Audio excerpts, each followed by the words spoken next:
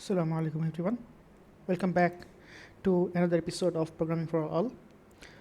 আগের পর্বগুলো পর্যন্ত আমরা টুকটাক ইউজারের ইনপুট নেওয়া এবং কীভাবে শো করানো সেগুলো আমরা দেখছি।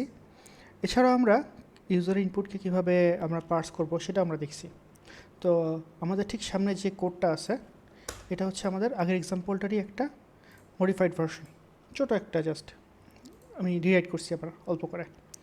তো এখানে আমরা দেখতে পাচ্ছি যে ইউজার কাছ থেকে সে ইনপুট নিচ্ছে এবং পার্স করতেছি এবং লাস্টে আমরা ইউজারের টোটাল বিলটা দেখাচ্ছি। এগুলো ব্যাখ্যা আমরা আগেই অনেকবার বলছি, সো নাথিং ইজ এখানে ফ্যান্সি হিয়ার। এখানে আসলে এক্সট্রা একটা কাজ করব, সেটা হচ্ছে যে যদি আপনি চান যে ইউজারের কত টাকা বাকি আছে বা ইউজারকে কত টাকা ফেরত দিব, সেটা যদি আমরা অ্যাপ্লাই করতে চাই তাহলে কী হবে। সো এখানে যদি আমরা বলি তাহলে আমরা বলতে পারি যে রিমাইন বা রিমাইন হচ্ছে কোনটা বড় বলেন তো, বিল বড় না মানি বড়? বিল বড়, সো বিল মাইনাস মানি। আর এইখানে আমরা বলতে পারি যে কি বড়, এখানে উল্টাটা, অর্থাৎ মানি বড়। মানি মানে হচ্ছে যে টাকাটা কাস্টমার আমাকে দিছে, সো এখানে হবে রিমাইন হচ্ছে গিয়া কি মানি মাইনাস বিল। ওকে, এখানে আমরা যেটা করতে পারি, এখানে আমরা এটাকে message equals to plus remain, এভাবে আমরা এটাকে কনক্যাট করতে পারি। জাস্ট স্ট্রিংটাকে মার্জ করে দিচ্ছি। ওয়ান মোর মানি শব্দটা আসলে ভালো না, প্লিজ অ্যাড মোর এত প্লাস টাকা। আর এখানে আমরা বলতে পারি মেসেজ হচ্ছে thank you, here is your remaining something. Something মানে হচ্ছে এখানে আমাদের কি রিমাইনিং টাকা, যেটা রিমাইনিং রিটার্ন টাকা। ওকে, তার মানে এখানে আমরা মেসেজটা শো করাই দেব।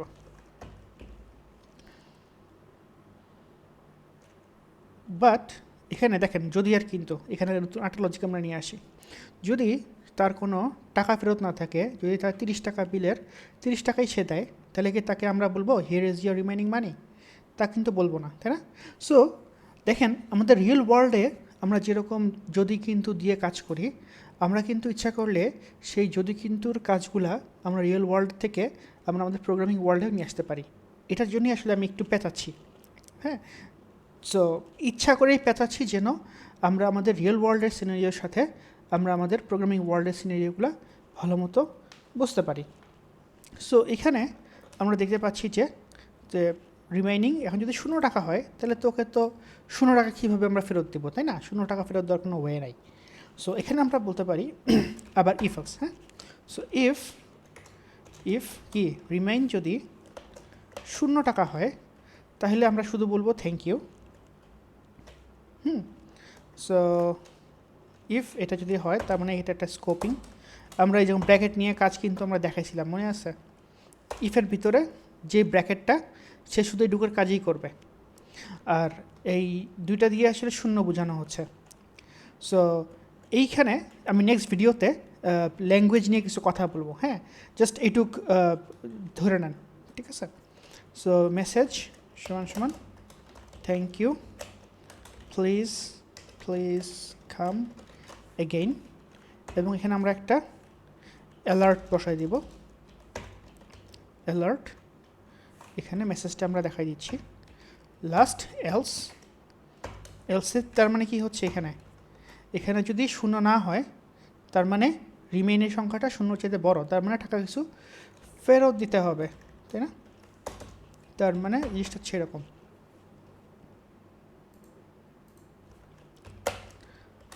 প্লিজ কাম এগেইন, শেষ।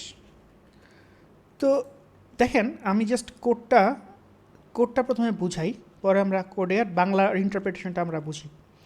সো কি হচ্ছে, আমরা প্রথমে ইউজারের ইনপুটটা নিচ্ছি, ইউজার ইনপুট হয়ে যাচ্ছে স্ট্রিং আকারে, এটাকে পরে আমরা এটাকে ইন্টিজারে কনভার্ট করতেছি, বিকজ স্ট্রিং আসলে আমরা ম্যাথমেটিক্যাল অপারেশন করতে পারবো না। এরপরে টোটাল বিলটা আমরা ক্যালকুলেশন করছি, একদম পিওর পাটিগণিত ভাই, এটা পাটিগণিত ছাড়া কিচ্ছু না। এরপর আমরা টোটাল বিলটাকে দেখাই দিচ্ছি। এরপর ইউজার তো টাকা দিবে, তাই না? তো টাকাটা নিচ্ছি অ্যাজ ইউজুয়াল প্রম্পট, এটা হচ্ছে স্ট্রিং, এটাকে আমরা কনভার্ট করতেছি ইন্টিজারে। এরপরে এখানে আমাদের লজিক দেখানো হচ্ছে। অ্যাকচুয়ালি কী হয় আমাদের দোকানদারের সিনারিওগুলো কীরকম হয়। সো যদি বিল হয় ধরেন 30 টাকা, কাস্টমার যদি দেয় 20 টাকা, তার মানে আরও 10 টাকা লাগবে, এটা ওকে বলবো। যদি তার বিল হয় 30 টাকা, কাস্টমার যদি 30 টাকাই দেয়, তাকে আমরা বলবো থ্যাংক ইউ, কারণ তাকে কোনো টাকা ফেরত দেওয়ার তো কিছু নাই, তাই না? আর যদি বিল হয় 30 টাকা, কাস্টমার দেয় ধরেন 40 টাকা বা 50 টাকা, দুইটা 20 টাকা বা একটা 50 টাকার নোট, তাকে তো কিছু টাকা ফেরত দিতে হবে। সো ওই বাকি টাকাটা আমরা বিয়োগ করে ওকে ফেরত দিয়ে দিব। এই যে দেখেন, এই জিনিসটাই আমরা লজিক দিয়ে বুঝাইছি। সো রিয়েল ওয়ার্ল্ডের সাথে কিন্তু প্রোগ্রামিং ওয়ার্ল্ড খুব বেশি ডিফারেন্স নাই, এটা আমাদেরকে প্র্যাকটিসের দ্বারা আসলে আয়ত্ত করতে হবে, প্র্যাকটিস না করলে ভাই আসলে হবে না, ঠিক আছে? সো এই তো, এটাকে এখন আমরা রান করি। রান করতে গেলে আমার যেটা করতে হবে, রাইট ক্লিক, এই যে এখানেই রাইট ক্লিক, ওপেন উইথ নাই,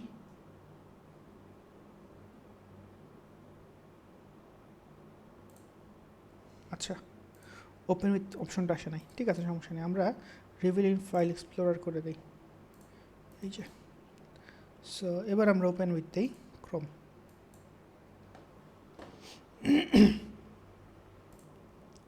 আচ্ছা, তো জাস্ট আপনাদেরকে দেখানোর জন্য কোডটা কোথায় রান হচ্ছে, কোডটা রান হচ্ছে আমাদের স্ক্রিপ্টস গেলা কোথায়, এই যে স্ক্রিপ্টস, এই যে। সো ব্রাউজারের মধ্যে কোডটা চলে আসছে, এটা আমরা পরে অ্যাডভান্স লেভেলে ক্লাস যখন করব তখন আমরা ভালো মতো বুঝাই বলবো না, ঠিক আছে? ফর নাও আমি এটাকে একটু রিফ্রেশ দিই। হাউ মেনি বিস্কুটস, 2টা। হাউ মেনি বটলস, 2টা। টোটাল বিল আসে 30 টাকা। ওকে, কাস্টমার ইনপুট যদি 40 টাকা দেই, তাহলে ফেরত আসবে যে 10 টাকা। প্লিজ কামে কি, এবার আমি 2 কাস্টমার ইনপুট দেবে হচ্ছে 30 টাকা, কোনো কিছু কিন্তু আসে নাই। এবার আমি 20 টাকা দিব, 20 টাকা। এই ওয়েট, কী করছি? ওহ সরি,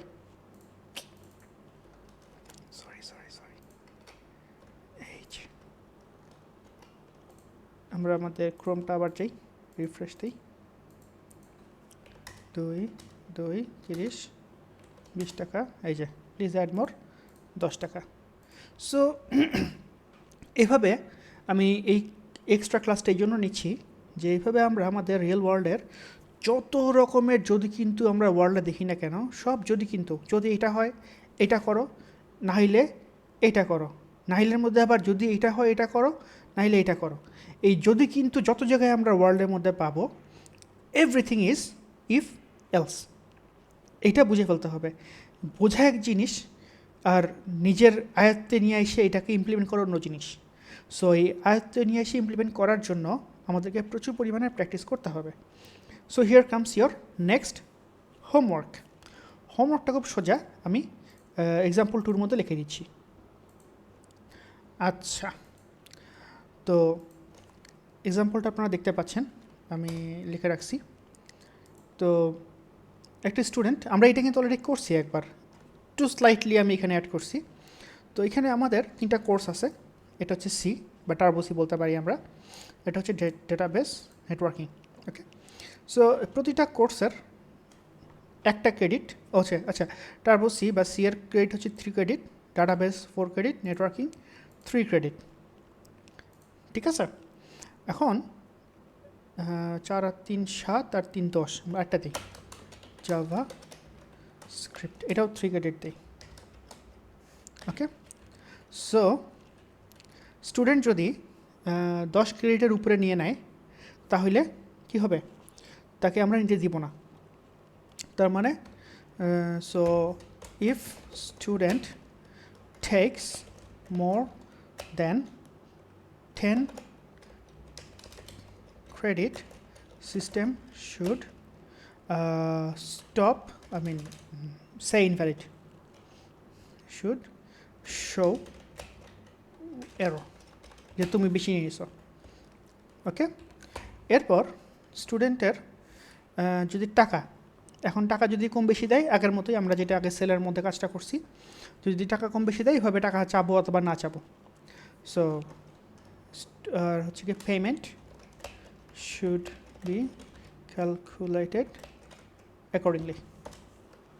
ওকে, এটা হচ্ছে আপনাদের হোমওয়ার্কটা করে আপনারা আমাকে জানাতে পারেন ইনশাল্লাহ। ঠিক আছে, আর যদি বুঝতে না পারেন আমাকে জিজ্ঞেস করবেন, আমি আরও ভালো মতো বোঝা দেওয়ার চেষ্টা করব। That's all, thanks for watching, আসসালামু আলাইকুম।